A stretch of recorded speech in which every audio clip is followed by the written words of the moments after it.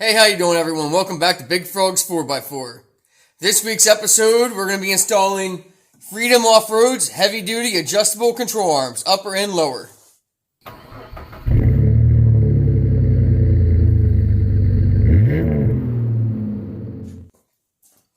Now, there's two ways to do this. One way is going to be a lot easier than the other if you have the tools to do it. You can do this with the springs in, the axles. You can do it with them in, but you're going to need a come-along with a big pipe wrench on your axle, and you're going to have to use a winch, or in this case, a come-along or something, to be able to rotate your axle forward and backward, and you do one arm at a time. So when you take this bolt out, you're going to have to use the come-along to hold the axle in place, and then you can slide your bolt in and out, and then you can tilt the axle forward and backward with the come-along by cranking and releasing to get your bolt hole to line up. Not the ideal way to do this, but if you don't have coil spring compressors of any kind, which you can go to the store and rent or even buy, they're not that expensive, remove the springs, will take all that spring tension off the axle. Because what's happening is, your spring is mounted at the front half of the axle. It's not centered on the axle. It's mounted on the front half. So it wants to always push down on the front of the axle, always twisting the axle towards the rear. It's always twisting this direction.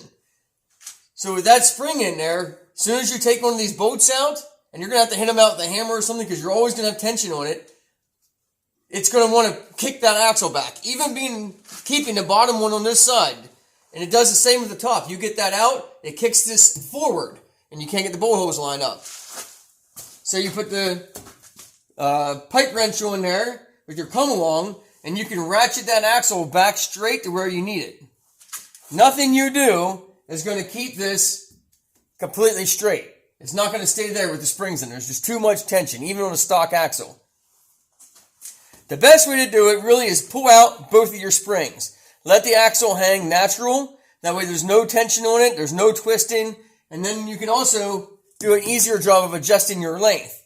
Right now, I always start out at my stock length. Whatever my stock arm length was, is what I start out with. Lower it down to the ground. See where you're at with the axle on the ground. And I kind of judge by where your bump stop is up inside the spring and how close it is. You want it on the ground. You want that bump stop centered on the spring. Maybe even a little more towards the rear of the spring. Because when the axle drops down, it brings the axle back. And you always want to adjust them the same amount. So set these to stock. And then if you want to set the axle out 2 inches more towards the front, do the exact same amount on both. Once you put these arms on, you must get alignment, and it will cost you more than a standard alignment. Standard alignment, they can adjust bolts and just loosen bolts and turn bolts. And they can adjust your toe on your tie rod. They are not going to charge you the same to remove these arms and change the axle pivot. So expect to be paying more for that. It is not going to be your normal $70 or whatever they charge you for an alignment. They're going to charge you extra because they're either going to take the springs out or they're going to come up with another way like this to hold the axle for them to adjust one or the other arms. It'd be really nice if they made these arms with opposite threads on both ends, so all you have to do would be twist the middle of your upper arm and then put your jam nuts on. But unfortunately, that's not the way they do it. Overall, I'm extremely impressed with these arms. I got them for less than $300, uppers and lowers on Amazon. I went straight to the company, and they're actually more expensive on Freedom Off-Road than they are on Amazon. So I went to Amazon, bought them. They are a solid metal threaded rod. This is a solid rod that screws up in here, this part. It is not hollow. Some of the other cheaper companies use a hollow threaded rod. These are solid steel. And these are heavy. I'm really surprised. And from what I can tell, the bushings can be replaced. They are a pressed in, molded rubber bushing. They are not Heim joints or anything. They're rubber on both ends. So that will keep down some of your road noise and road manner and that kind of stuff. Now's the time to make sure you check your bushings that are in your axle, your upper on both sides, and check these bushings. If they're cracked or worn out in any way, you should replace those because that's going to cause the axle to wobble and move more than they should. Alright, I'm going to start by removing the wheel first, but I want to talk to you about the coil spring compressors. This is the cheap kind you can pick up online. You have 1/2 inch ratchet in the end or a nut or bolt on the top here, and you can tighten them down and you do 3 or 4 cranks on each side and draw this spring down evenly. Don't crank it all on one side and then try to crank a whole bunch on the other side because it doesn't work and most likely the spring could kick out. So a little bit on each side, draw it down evenly. And I'll put a link in the description down below for some of the ones that are available on Amazon. These, unfortunately, will not be available. Of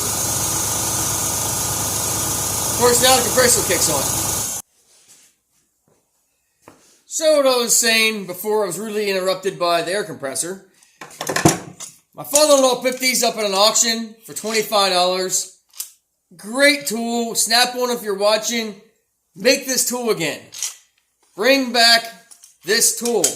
I don't know why you stopped making it. There are some improvements, like these arms could be reinforced a little more. They do have a little bit of bending. Some from me using them, and then some from, I guess, before I got them. Or maybe they're supposed to be a little bit bent, but I doubt it.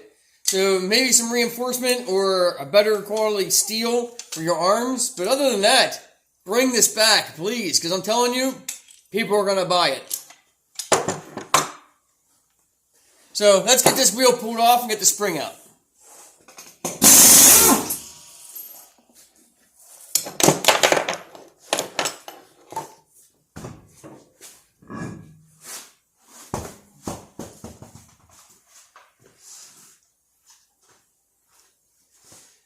Now your coil spring has one retainer down here at the bottom. You got to make sure you remove that. And then I have a spacer up on top. So I have the spring, the rubber isolator, and then the spacer. So when I take the spring out, the spacer is going to come out as well. If you don't have a spacer in there, or if it's been in there for a little while, dirt or water, whatever may have that stuck up in there. But I've just had these springs out to put the spacer in. So now that I put the spacer in, I see how the axle sits. I want to bring this axle forward a little bit more. As you can see where the axle dropped, it's almost hitting my bump stop. So I need to get this axle moved forward about 1 inch. So I'm going to adjust my control arms in 1 inch to bring it forward. Now the bolt back here for the spring is a 13 millimeter, just one bolt. It's really easy. You'll see it hangs over the back of the spring. So we'll take that out. You don't even have to take it all the way out, just loose enough where you can pivot the hold down.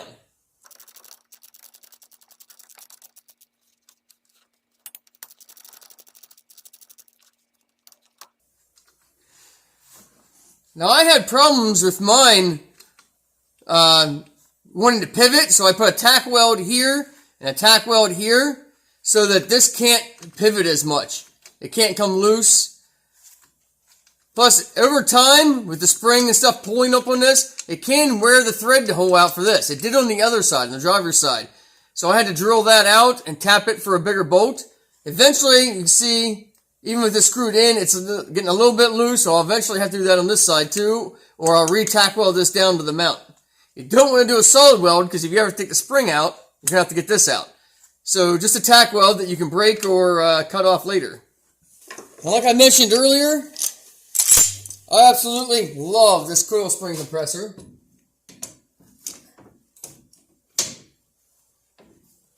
Turn it the other way.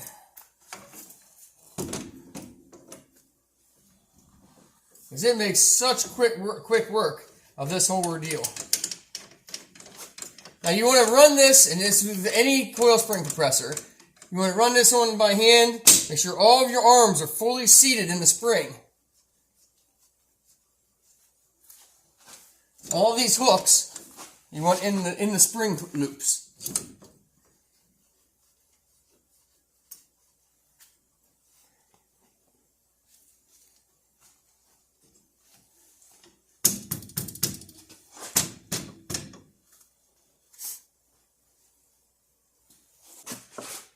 Make sure that your impact is running the correct direction. Always double check to make sure everything's seated.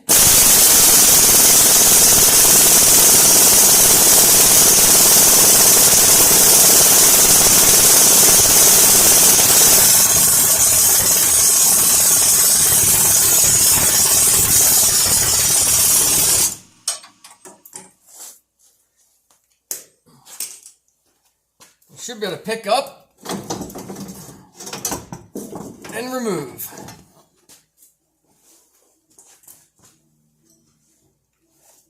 I never store my springs like that. I'll take the tension off, then I'll reclamp it back down when I go to put it back in. You want to do the same thing on the other axle. So it's mirrored, same thing, both axles. Now once you have your tires removed and your springs removed, I jack the axle up to about where your ride height is. And that way it kind of takes all the tension off. And then I keep jacking it up until I can at least remove one of the bolts by hand. I don't have to tap it out with a hammer in a punch. So I jack the axle up until it's to the point where there's no tension on the bolt. I slide the bolt out, slide that bolt out, and remove that arm. Now at this point, I always leave one arm in, and I just do one at a time. Now since I'm adjusting this arm out 1 inch longer, I may need to remove the other upper arm at the same time. Might have to put a ratchet strap on the axle or something to just keep it from moving. That way I can pivot it out 1 inch. I'm probably not going to get this arm on 1 inch longer with the other upper arm on. So I'm probably going to take them both off. So make sure the axle is supported. It really isn't going to drop anywhere because you still have these on. It's not going to move side to side. You still have your tracking bar and all your steering connected. So yeah, for right now, I'm going to try adjusting this out. We'll see how close it is. I might have to take the upper arm off.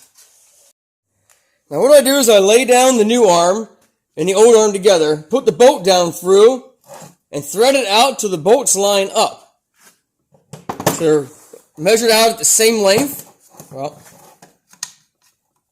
kind of stuck, but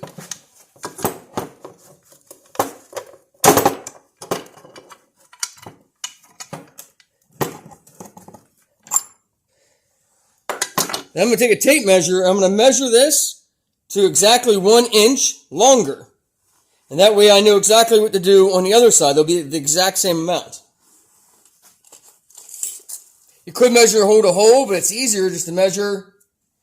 So there we have 16 and 13/16. So we're going to take it to 17 and 13/16.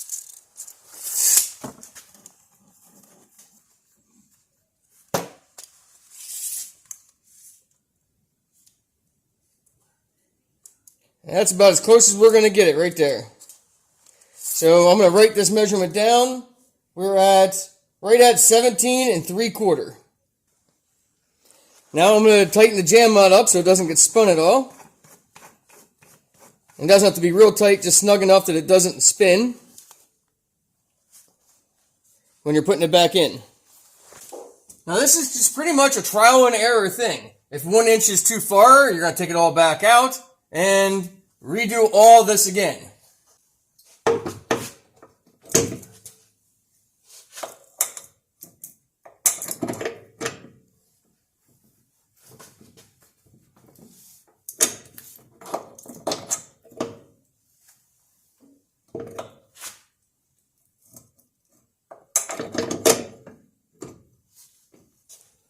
Now I'm going to take the other upper control arm off the other side.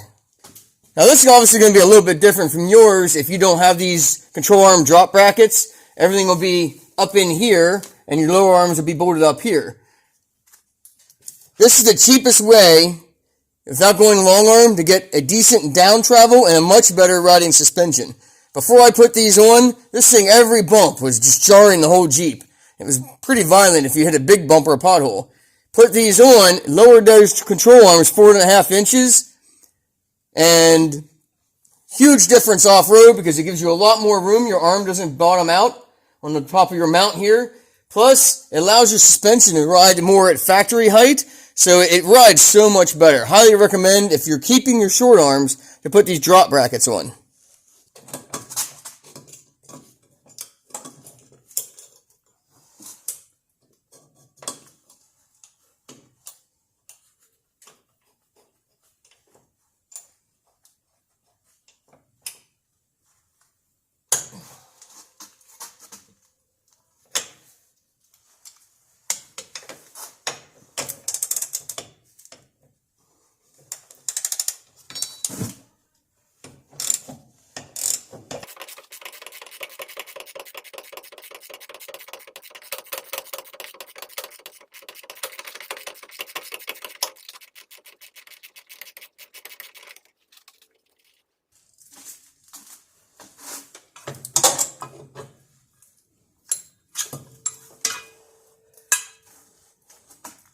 Now I'll measure this one out the same as the other side.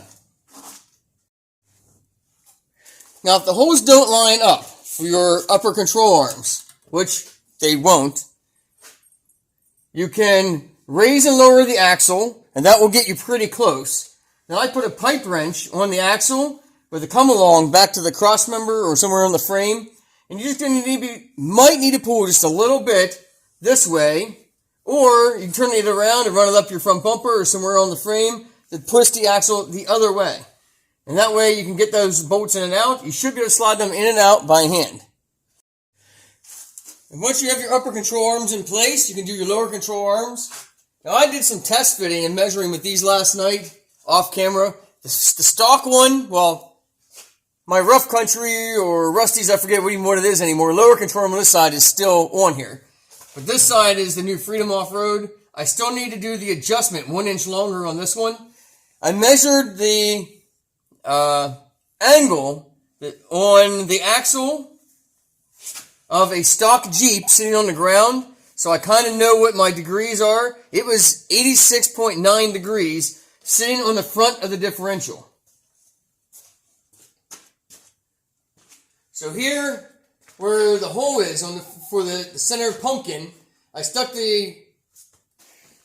my angle finder on a stock Cherokee at ride height, and it's 87.9 degrees sitting on here. So that's what I'm going to try to come close to matching. But I'm not going to know any of that until after I get the springs back in and get everything back down on the ground and then measure that angle. So again, you want to jack the axle up until you have tension off your bolts. Like I said, you may have to put the come along or somebody with a pry bar in here somewhere, like slide it in here and pry up or down, and just to rock that axle to get everything loose. These arms come, and this bushing is sticks out a little bit further than this side on these arms. So I just took the flap wheel on a grinder and just grind that down just enough to let it fit in there. And it fits in. Now I did the same thing with this arm as I did the other arm. I laid the control arm down on top. Put my bolts through the bushings so I know that they're the same length. And then I'll measure it and then add 1 inch.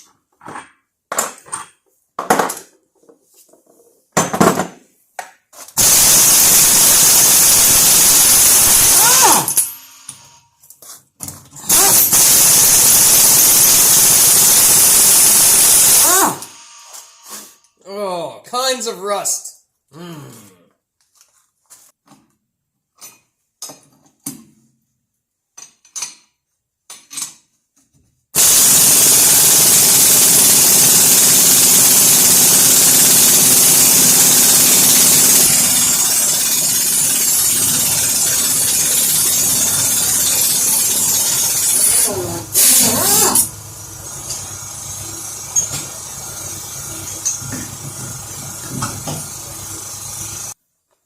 Now we're going to put the lower control arms in.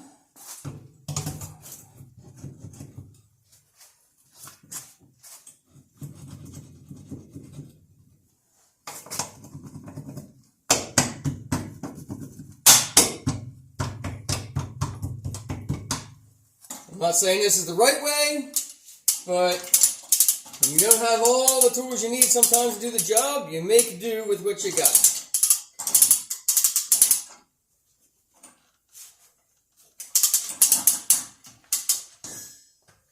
Like I said, without the springs in, you're not putting any tension really on to come along. And I'm kind of paying attention to my angle finder here too. And see where I end up. Right there I'm at 85 degrees.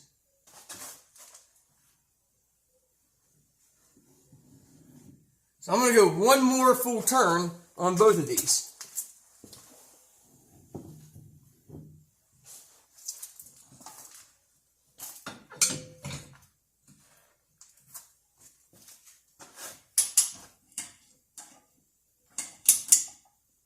Which puts me at exactly 86.75 degrees.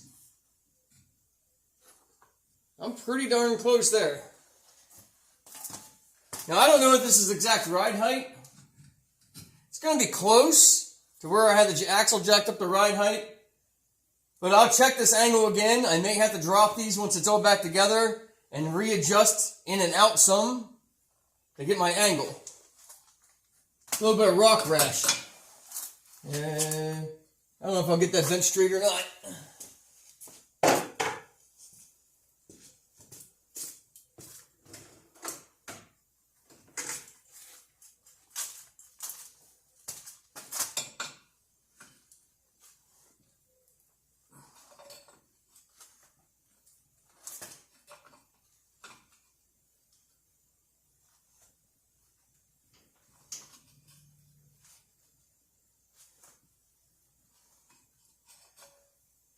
Adjustable wrenches are so nice for so many things.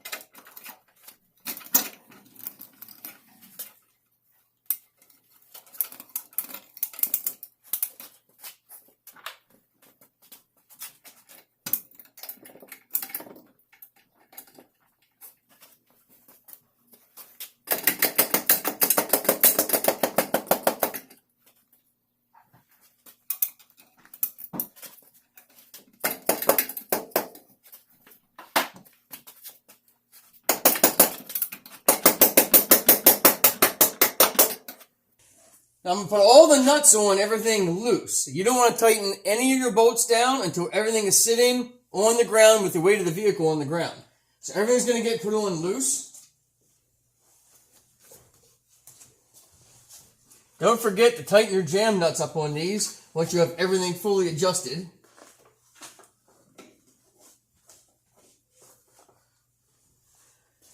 Take this stand out.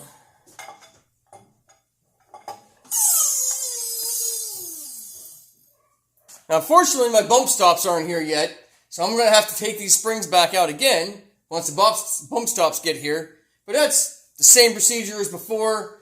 Basically, take that clamp out, take your spring out, and then your bump stops just press in, and there's little tabs up inside of there that kind of shape like this inside of the cap, and the bump stop pushes up in and locks into place. And if you need to ever get them back out, you're probably going to rip them up, but you can just gently twist it and rock them away and get them out. But new extended bump stops are coming. I think they're 3 inches longer than stock.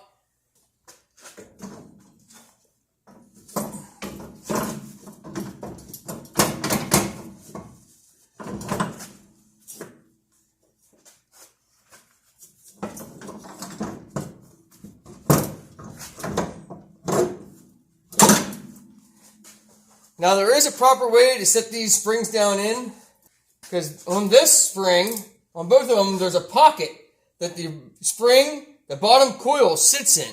So you got to make sure you have that in.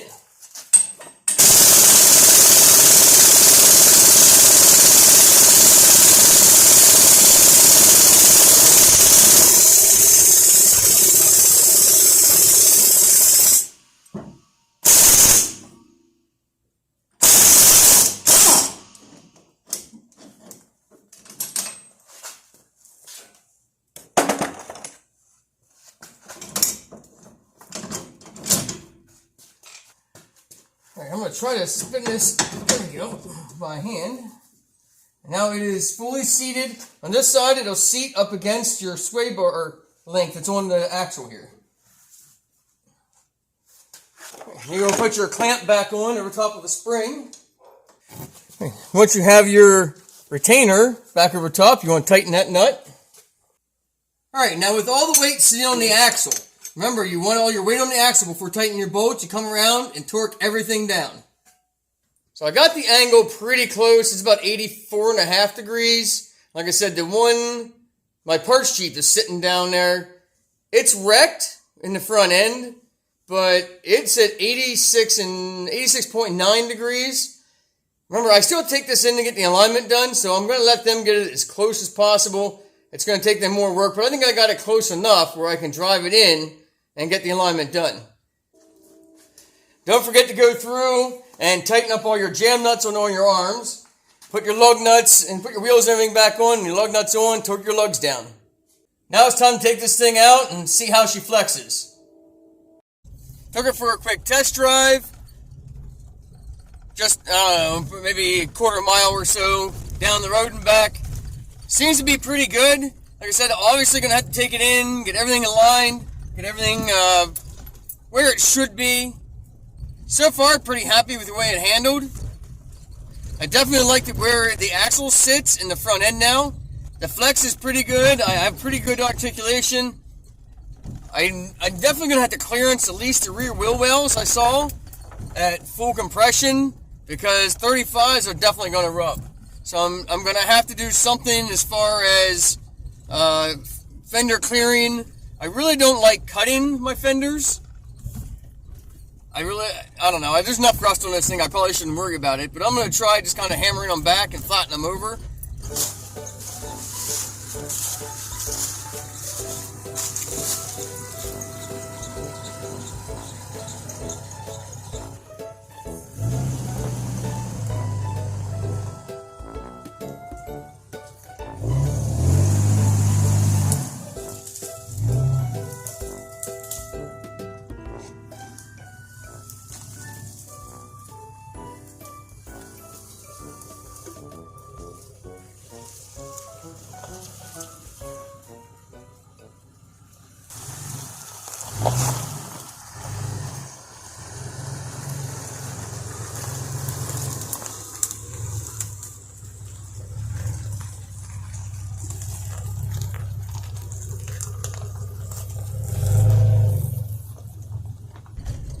Thanks for watching Big Frog's 4x4. Don't forget to like and subscribe.